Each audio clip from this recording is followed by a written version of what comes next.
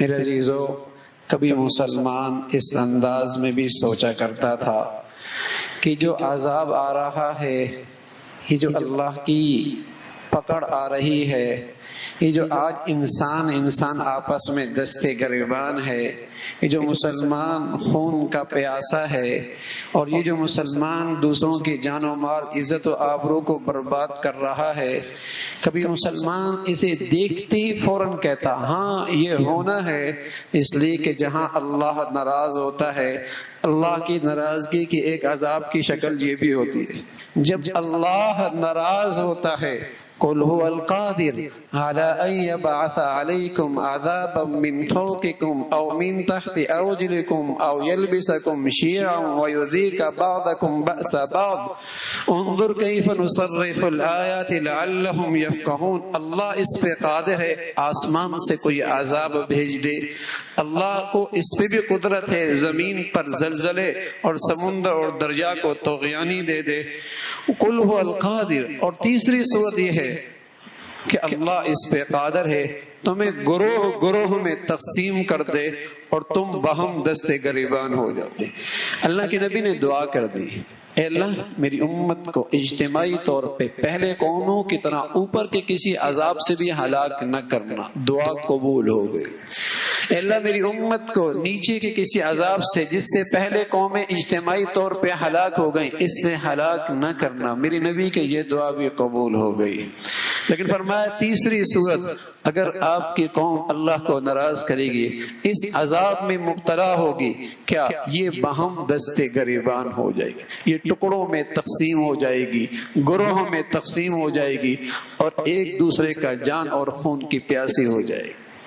آج اس عذاب کا شکار ہے ہمارا وطن، پورا وطن اس عذاب کا شکار ہے۔ عَلَىٰ أَن يَلْبِسَ عَلَيْكُمْ شِيَعًا وَيُذِيقَ بَأْسَكُمْ بَأْسَ بَعْضٍ۔ یہ وہ عذاب ہے جس نے آج اندر سے اطمینان نکال دیا ہے۔ ہاں تو میرے عزیزو، اللہ رب العزت نے اس کا علاج بھی بتایا ہے۔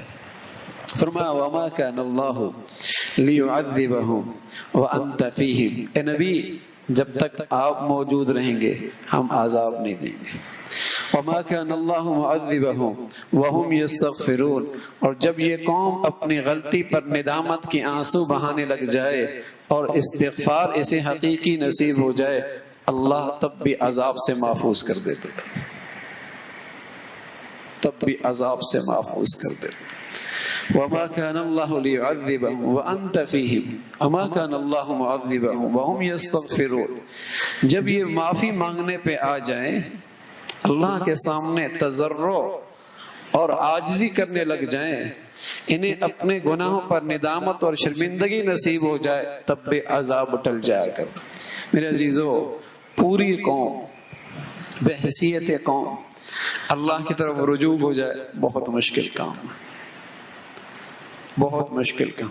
غفلت کی انتہا ہے، سرکشی کی انتہا ہے۔ لیکن ایک بات اور بھی ہے، جنہیں اللہ نے کچھ خوف خدا عطا فرما رکھا ہے، جن کا تعلق مساجد سے ہے، جنہیں اللہ نے علماء کی عظمت اور محبت اور صحبت نصیب فرما رکھی ہے، دنوں کے دلوں کے اندر الحمدللہ ایمان کا نور الحمدللہ اپنی روشنی کے ساتھ موجود ہے، اگر یہ امت کا یہ طبقہ بھی اللہ کے سامنے سچی عاجزی اور انکساری کے ساتھ، آہوزاری کے ساتھ معافی مانگ لے اور اجتماعی معافی مانگے، ساری امتیں، سارے مسلمانوں نے پاکستان کی طرف سے، اللہ کی رحمت سے امید ہے اللہ ہمیں اس عذاب سے نجات نصیب فرما دے۔ ہمیشہ ایسا بھی ہوا ہے۔